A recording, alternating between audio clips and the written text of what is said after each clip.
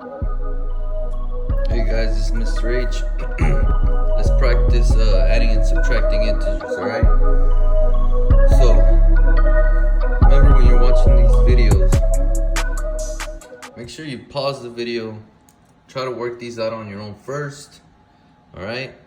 And then unpause the video, watch me work the problems out, and then see if you get it correct. And if you didn't get it correct, try to figure out where you messed up and try to understand how to fix your mistake. That's the biggest thing, right? Because it's okay to make mistakes, but we have to know how to fix them.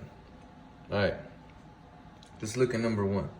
So there's so many different ways of solving adding integers, all right? The main thing you have to remember is if you have a positive plus a positive, your sum will be a positive, all right? If you have a negative plus a negative, your sum will be negative. There's the same signs, keep the sign. Does that make sense? The tricky part is when they're different signs. For example, if you have a little positive plus more negatives, your answer will be a smaller negative or less of a negative. That makes sense? This one would have the greater absolute value. This one wouldn't. You'll see what I mean in a little bit. So if you have a greater positive and you're adding it to a smaller negative, your answer would be a smaller positive. Okay? So let's go over here. 2 plus a negative 3, all right? That would be this example. You got a positive 2 plus a negative 3. So if we were thinking of integer chips, this would be 2 positive looking chips and 3 negative looking chips. Which are there more of? The 3 negative chips. So your answer would be negative. But 2 plus 3 is this, 2 plus a negative 3 is the same thing as saying 2 subtract 3, right? If you hold up 2 fingers, can you subtract 3? No. But if you have $2, can you subtract 3? No. But if you have $2 in your bank account and you subtract 3, you'll be negative 1 in the bank account. Does that make sense? So anyways, that was just like a brief explanation of the adding integer rules. Let's get into it. All right, there's so many ways. The way I'm gonna tackle this problem is straight across, so left to right. But if you want to, you could do negative 3 plus negative 9. And I mean, what I'm saying is group your negatives first and your positives and then subtract. Or just go straight across like I'm gonna do. 2 plus negative 3. All right, the negative 3 has a greater absolute value, so I keep the sign and I just subtract. So it's negative 1. And then I bring down the rest of my expression. Negative 1 plus 7, well, the 7 has a greater absolute value, so it's going to be a positive, right? 6 plus negative 9 plus 4, this would be negative 3 plus 4. Which one has a greater absolute value? The 4, so your answer is 1. Does that make sense? If I were to group my negatives, that would be a negative 12. Let's group the positives first. 7 plus 2 is 9, right? 7, 8, 9. Plus 4 is 10, 11, 12, 13. So this could be written as 13 plus, let's group our negative 9 plus our negative 3 is negative 12. See that? Still equals 1. So the answer to number 1 is 1. All right, number 2. Hopefully you see something like that, all right? You try answering it. You can go across, but that won't be the most efficient way because I see a negative 17 and I see a positive 17. Those are called zero pairs. Any number and its opposite added together will give you 0. That's 0. I got a 4 and a negative 4. That's 0. This problem equals 0.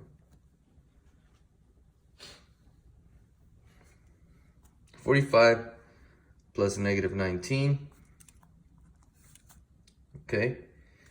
45 plus negative 19. 45 plus negative 19. This one has the greater absolute value, so I know my sum should be positive, and then I just subtract. I'm gonna go down here and subtract. That's 6, that's 26. Positive 26 is the answer for that. Now, I know I moved kind of fast on these. This is me assuming that you know the rules of adding integers. I'm gonna do some very quick bonus examples, all right?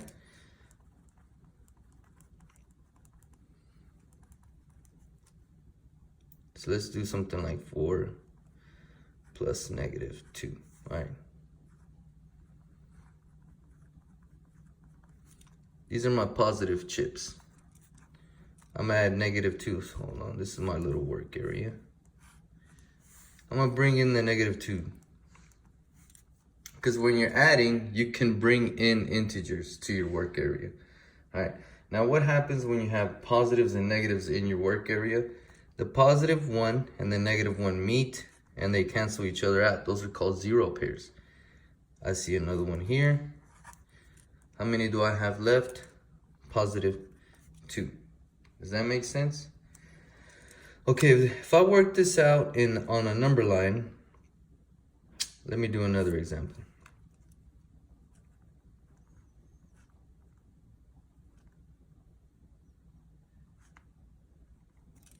A 2 plus a negative 3, all right.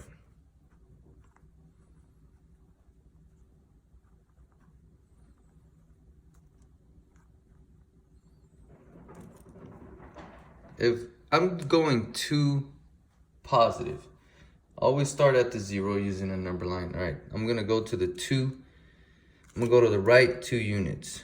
1, 2. Of course, I'm gonna end up at the 2, right? The next thing is, I'm here now. It says add negative 3, which is the same thing as subtract 3. So if you're subtracting 3, you don't go to the right, you go to the left. 1, 2, 3 units, ended up at the negative 1. So 2 plus a negative 3 would be negative 1. That's just a quick little example of easy problems using integer chips and a number line. Let's go to the subtract ones now. The strategy I'll tell you for subtraction is add the opposite.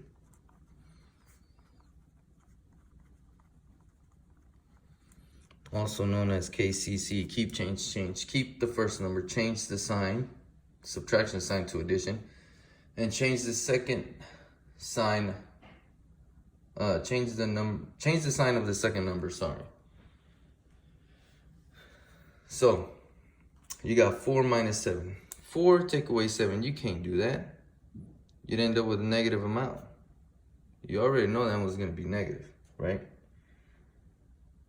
But let me show you why 4 take away 7 using, I'm gonna show you how that works with integer chips, okay?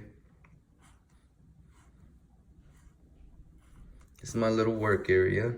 In the work area, you're gonna start off with 4 positives, okay? And it's saying, within the work area, you gotta subtract 7 positives. I don't have 7 to take away.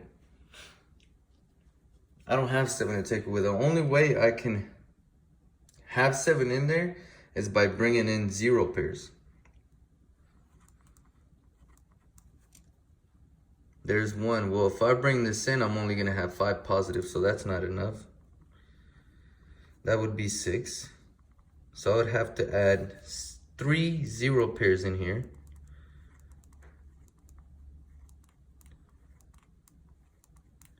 Now, within the work area, are there 7 positives that I can take away? Yes, there are. They're right here. 1, 2, 3, 4, 5, 6, 7. I'm left with 3 negatives.